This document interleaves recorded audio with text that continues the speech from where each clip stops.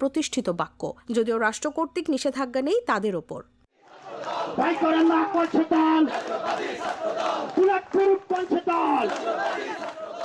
এ বিষয়ে ছড়িয়ে পড়া ভিডিওর কমেন্টেও আলোচনার জন্ম দেয়। ভিডিওটি ঘিরে কমেন্টে আল মামুন অভিযোগ করেন, ওমর ফারুক ছাত্রলীগ স্টাইলে কথা বলেছেন এবং অতীতে তার তেমন ভূমিকা ছিল না। ফারজানা নীলা প্রশ্ন তোলেন, শক্তিশালী হয়েও কেন বালুর ট্রাক সরাতে পারেননি এবং জিয়া পরিবারকে নিয়ে গালাগালির সময় তিনি কোথায় ছিলেন? সাদিকুল ইসলাম দাবি করেন, ছাত্রদলও এখন ছাত্রলীগের মতোই সহিংস স্লোগান দিচ্ছে।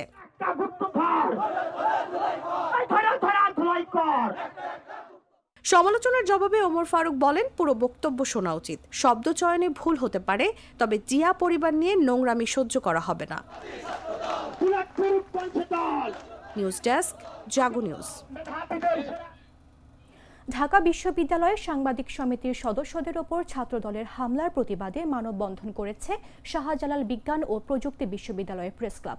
একই সঙ্গে জড়িতদের দ্রুত শনাক্ত করে দৃষ্টান্তমূলক শাস্তির দাবি জানানো হয়।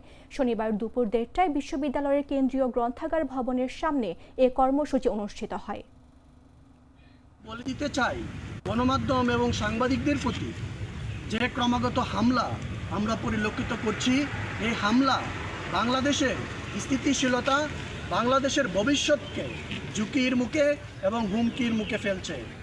আমরা বলতে চাই, যারা এই ধরনের হামলা এবং মামলার বৈদিকে সত্যকে মুছে দিতে চাই, সত্যকে ধারণ করে যারা সামনে ভূমিকা রাখে, তাদেরকে মামলা করে ভয় দেখিয়ে দমিয়ে দিতে চাই, তাদেরকে এভাবে দমিয়ে রাখা যাবে না।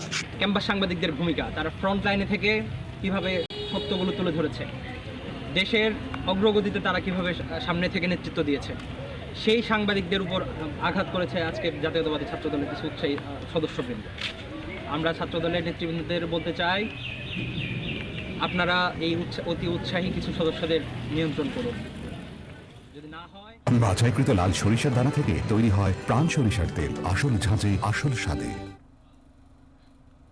শেরপুরের ঝিনাইগাতি উপজেলায় ভেজাল বীজে ধানের আবাদ ব্যর্থ হওয়ায় কৃষকদের মধ্যে চরম হতাশা দেখা দিয়েছে। বড় মৌসুমে বীজ 96 জাতের বীজ ব্যবহার করে শতাধিক কৃষক ভালো ফলনের আশা করেছিলেন, কিন্তু অধিকাংশ জমিতে ধানের শীষই আসেনি। যেখানে কিছু শীষ এসেছে, সেগুলো পচে নষ্ট হয়ে যাচ্ছে। কৃষকদের অভিযোগ, স্থানীয় বাজার থেকে মেসার্স নুরুল এন্টারপ্রাইজ এবং সাব্বির বীজ ভান্ডার থেকে কেনা ভেজাল বীজের কারণেই এই বিপর্যয় ঘটেছে। এতে একর প্রতি 40 থেকে 45 হাজার টাকা খরচ করেও তারা কোনো ফসল ঘরে তুলতে পারছে না। ঋণ করে চাষাবাদ করায় তারা এখন দিশেহারা। কৃষকরা আরও অভিযোগ করেন, সমস্যার শুরু থেকেই কৃষি বিভাগের কার্যকর সহযোগিতা পাওয়া যায়নি। তবে কৃষি বিভাগ বলছে, বিষয়টি তদন্ত করে দেখা হচ্ছে এবং লিখিত অভিযোগের ভিত্তিতে বীজ সরবরাহ ও বিক্রয়ের বিষয়টি খতিয়ে দেখা হবে। এ ঘটনায় ক্ষতিগ্রস্ত কৃষকদের ক্ষতিপূরণের দাবি জোরালো হচ্ছে। দ্রুত ব্যবস্থা না নিলে পরিস্থিতি আরও ভয়াবহ হতে পারে বলে আশঙ্কা করছেন স্থানীয়রা। জায়গায় পরি ফেলাছে, 1.5 কোটি জমি লাগাইছিলাম, মিন দফা করিয়া। আমি গরিব মানুষ, আমাকে কোনো কিছু অফিসারে আহে নাই আমারও। আজ বলতে আপনারা আছেন, এই যে ধান মরিয়ে দেন, ওর অবস্থাটা কি হয়েছে আমার হাততে, নাহলে উপায় নাই আমার। সরকার সহায়তা করে তাহলে আমার একটু রেহাই হোক। ঋণ দফা করিয়া আমাকে তো মানুষ ছাড়বো না।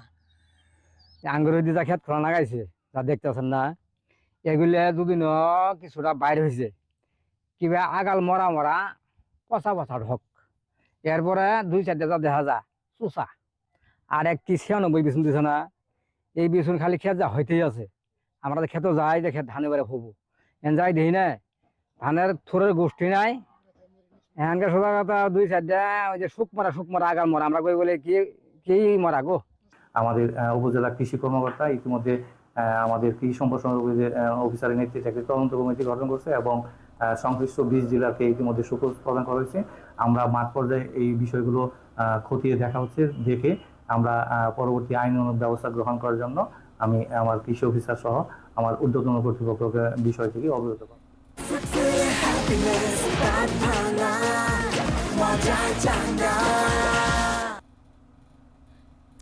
অনলাইনে পরিচয়ের সূত্র ধরে প্রেমের টানে সুদূর চীন থেকে রংপুরের মিঠা পুকুরে ছুটে এসেছে মা লিয়াং হুই নামে এক যুবক। উপজেলার বালুয়া মাসিমপুর ইউনিয়নের হামিদপুর গ্রামে এক তরুণীর বাড়িতে ওই যুবকের অবস্থানের খবর ছড়িয়ে পড়লে এলাকায় ব্যাপক চাঞ্চল্যের সৃষ্টি হয়েছে। শুক্রবার রাতে বিদেশি নাগরিকের উপস্থিতির বিষয়টি গ্রাম জুড়ে জানাজানি হলে চাঞ্চল্য বেড়ে যায়। বর্তমানে ওই যুবক আনিকার বাড়িতেই অবস্থান করছেন। স্থানীয় সূত্রে জানা গেছে, হামিদপুর এলাকার তৌহিদুল ইসলামের মেয়ে আনিকা আক্তারের সঙ্গে প্রায় 1.5 মাস আগে অনলাইনের মাধ্যমে পরিচয় হয় চীনা যুবক লিয়াং হুইয়ের। সেই পরিচয় থেকেই গড়ে ওঠে প্রেমের সম্পর্ক। ভালোবাসার টানে গত 23 এপ্রিল ওই যুবক সরাসরি আনিকার গ্রামের বাড়িতে এসে পৌঁছান। বিদেশি যুবকের আসার খবর এলাকায় ছড়িয়ে পড়লে আনিকাদের বাড়িতে উৎসুক জনতার ভিড় বাড়ছে। বিষয়টি নিশ্চিত করে বালুয়া মাসিমপুর ইউনিয়ন পরিষদের চেয়ারম্যান মোহাম্মদ শাহজাহান বলেন, একজন বিদেশি নাগরিক ওই এলাকায় অবস্থান করছেন বলে শুনেছি। আমি নিজে ঘটনাস্থলে যাচ্ছি। সেখানে পৌঁছে এ বিষয়ে বিস্তারিত তথ্য এবং তার আসার প্রকৃত উদ্দেশ্য জানতে পারব। 到3个月，我们还是会回到孟加拉国，并在这里做点生意，因为我爸爸也非常支持我。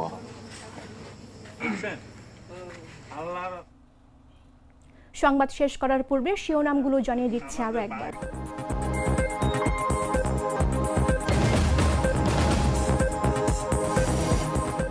আমরা গ্যাসের কমতি উত্তরাধিকার সূত্রে পেয়েছি, মন্তব্য বস্ত্র ও পাট মন্ত্রীর।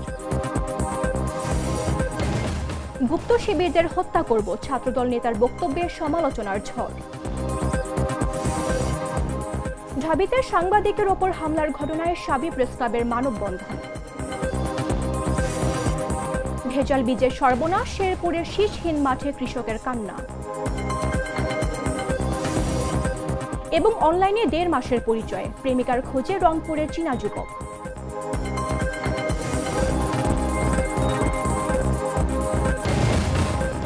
দর্শক, এই ছিল এখনকার মতো। প্রতি মুহূর্তে সর্বশেষ খবর জানতে ভিজিট করুন jagonews24.com। ফলো করুন আমাদের ভেরিফাইড ফেসবুক পেজ এবং সাবস্ক্রাইব করুন জাগো নিউজের ইউটিউব চ্যানেল। ধন্যবাদ সবাইকে।